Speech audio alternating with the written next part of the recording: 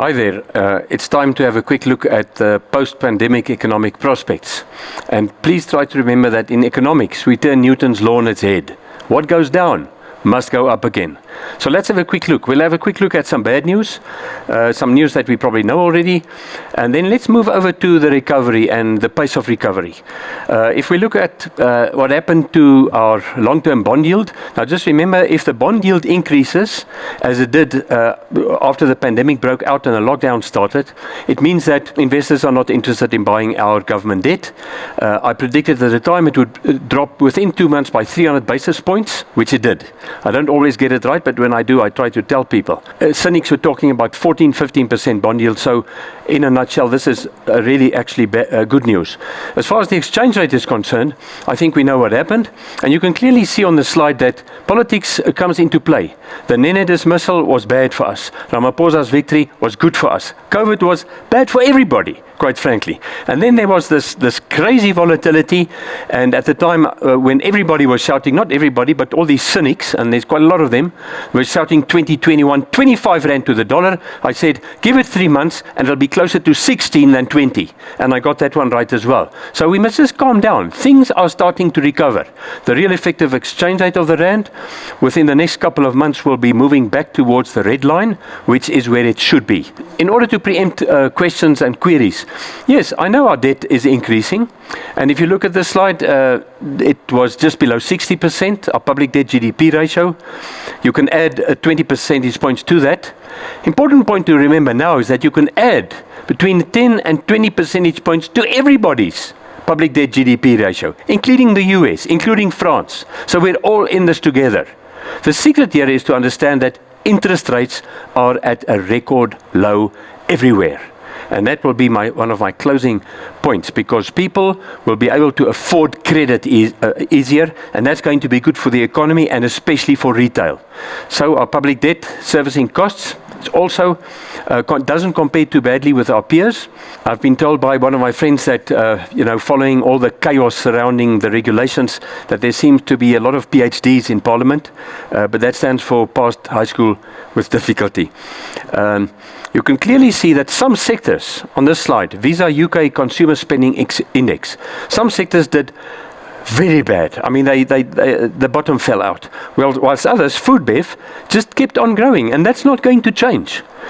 So also in future, there are huge opportunities in trying to convince consumers that it's safe to go shopping, it's safe to buy this particular product. But obviously SPAR knows how to handle that. It is the only major retailer for which the majority of brokers out there are recommending that you buy those shares. And from me, very well done. A quick look at agriculture. Our agricultural sector, which is a main ingredient, that and food processing into your stores. The productivity of agriculture is astounding. You can see that from this slide. If you just look at maize, the area planted went down, but the yield per hectare just continues increasing. Within agriculture, there are obviously some products that are doing better than others. If you gave me a piece of land tomorrow and you guaranteed the private property rights, we must be very careful for expropriation without comprehension. That's what I call it. And I like to believe we won't have that. But you can clearly see I would prefer avos to bananas. Orange exports are just going through the roof. I think we're going to have a record season overall for production as well. And then a fantastic slide. If you look at the top 10 export categories, first quarter 2020. Agriculture and food, number 2, individually.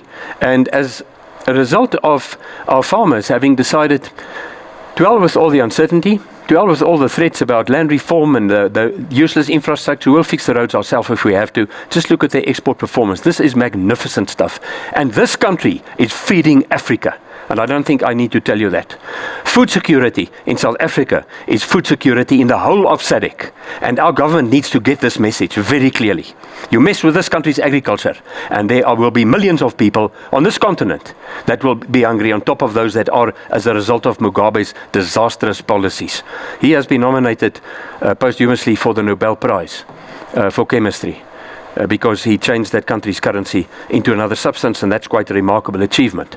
SADC countries, they are very populous, as you can see. within SADC, we have a larger population, 340 million people, than the United States, with a much smaller per capita GDP and incomes, but growing at a faster rate. So that tells you that there are opportunities in this region. Okay, let's go into good news, big time. If you look at what the rand did against the dollar, no economist would have predicted that the South African rand will strengthen against the US dollar by 10% within a month. And that's exactly what happened. I never thought I would be pleased to see the oil price recover. But in fact, I am. Because that means that the world economy is starting to grow. And if there's one theme that goes through these slides, these last slides, several of them, is spot the letter V. You can clearly see the V on this slide. You can see the letter V, the reciprocal of that, obviously in the bond yield slide, because if I were to add that reciprocal, you'll see the V all over the show. And my essential theme is we are heading for a V-shaped recovery, and people must be just a little bit patient. If I were to include January, February, March PMIs, the Purchasing Manager Indices, on this slide, you'll see a V for every single one of these countries, and if I include South Africa as well. France has just joined China in taking their PMI back above 50, which is the border between expansion and contraction, which is great news. And there you can see arguably the strongest V, and that's the China Composite PMI. This is very good news. The second largest economy in the world will not even go into recession. So, yes, I know there's a lot of bad news around, but look at this slide. The IMF, never in its history has there been such a large spread between 1 year's GDP growth forecasts and the next. And we're seeing it here. And once again, if I were to include 2019, you'll see V's all over the show. You'll see V's. South African perspective. Now, just in case you think I've been smoking my socks and being too optimistic, household disposable income will remain under pressure. And in real terms, it will take a marginal or even modest dip this year. In nominal terms, probably stay very static. But next year is the clue. And the growth that everybody expects to occur next year, the foundation will be laid now in the third and fourth quarters, especially in the fourth quarter. Current account of balance of payments. If you haven't heard it yet, South Africa has, in the first quarter of this year, we had, for the first time in 17 years, we had a current account surplus. Fundamental balance of payment stability. And a quick swipe at Stats SA. I don't know what they've been smoking. They tell us we're in a recession first quarter, but if you take GDP growth in nominal terms, that's face value, that's your tills working. We had growth of 5.8%. You deduct inflation from that, which was 4.1. I don't know where they get the negative growth from. And if you look at gross national product, where you add foreign income receipts and you subtract foreign income payments, then we had a real growth rate of South Africa's gross national product year on year in the first quarter of 3.8%. So it's not as bad as Stats SA pretends it to be. Another V, the JSE, fantastic news, bouncing right back. SPAR's share price as of this morning had improved by more than 11%. At least two of the other major retailers were more or less where they were at their low.